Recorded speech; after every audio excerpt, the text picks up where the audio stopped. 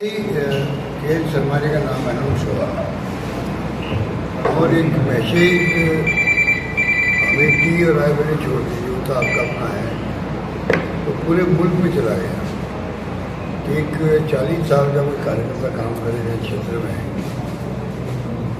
उसको भी चांस मिल सकता है क्या? ये हमारे पार्टी के लिए बहुत बड़ा मैसेज है। पार्टी रैंक एंड फाइल होती है कार्यकर्ता, उनके लिए बहुत बड़ा मैसेज है। और मैंने महसूस किया कि ये जहाँ कहीं बात होती है कहते भाई ये फैसला अच्छा है। और मैं अपने लिए कह सकता हूँ कि मुझे खुशी जितनी के शर्मा के अनाउंसमेंट हुई होगी, टिकट तो सब इम्पोर्टेंट होता है हमारे लिए, और एक अलग तरह की खुशी का एहसास हुआ, ये मैं कह सकता हूँ।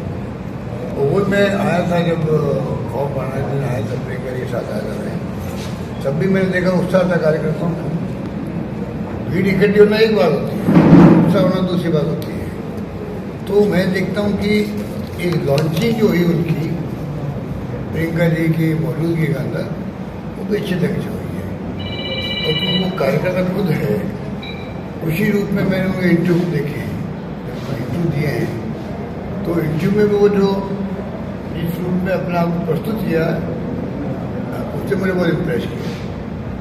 बिल्कुल बनावटी बात नहीं करी, जो सच्चाई है बताई कि मैं कार्यकर्ता हूँ, कैसे कार्यकर्ता हूँ, कब आता हूँ, नहीं आता हूँ, सब बताया उन्होंने। एक तरफ ऐसा कार्यकर्ता मिला है अमेठी को, जिसके जहन में है कि पार्टी ने मुझे ब्लेसिंग दिया है, अब मुझे कुछ करके दिखाना है।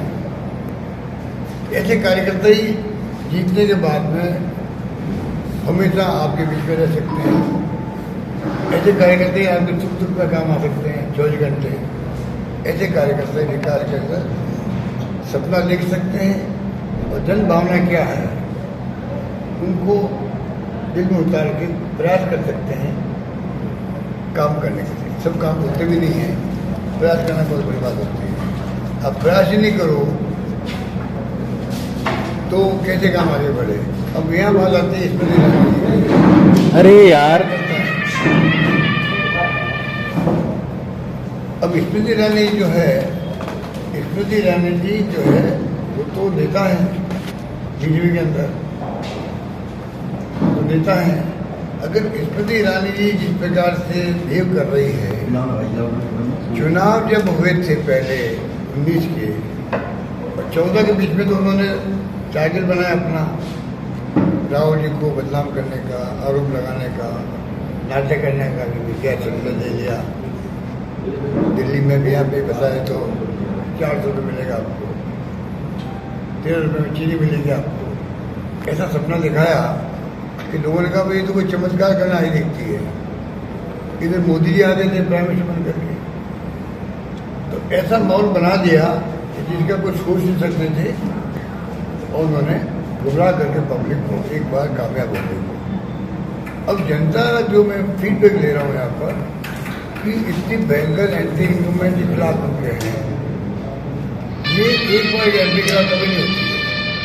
मैं 5 बार एमपी बना हूँ,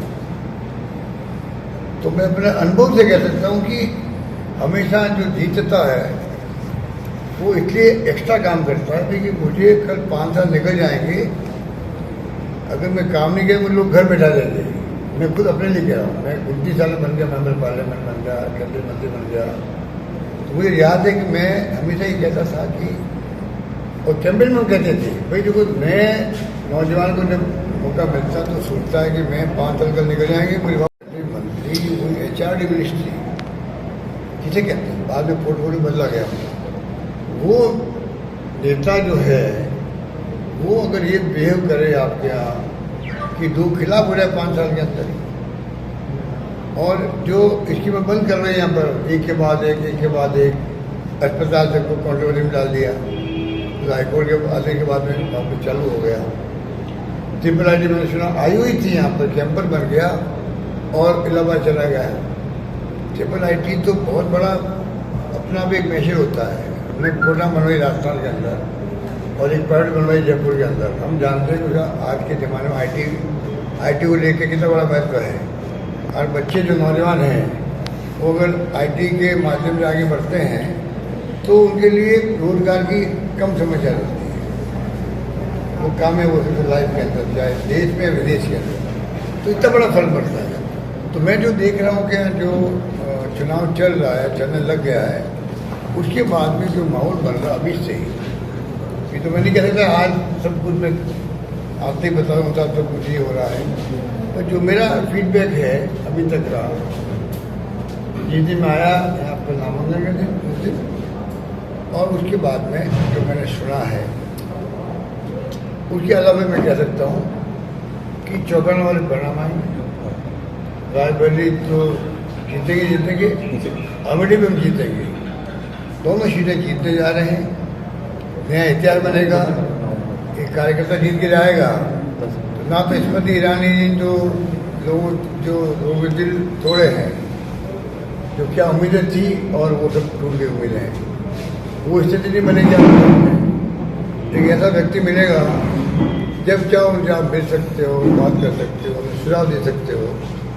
तो मैं समझता हूँ कि मैं आह्वान भी करना चाहूँगा मतदाताओं से भी, मैं मेरे अनुभव से कह रहा हूँ, और मैंने जो सोचा है कि कैसे काम करना चाहिए और कैसे कायाकल्प कर सकता मैं पार्लियामेंट क्षेत्र का।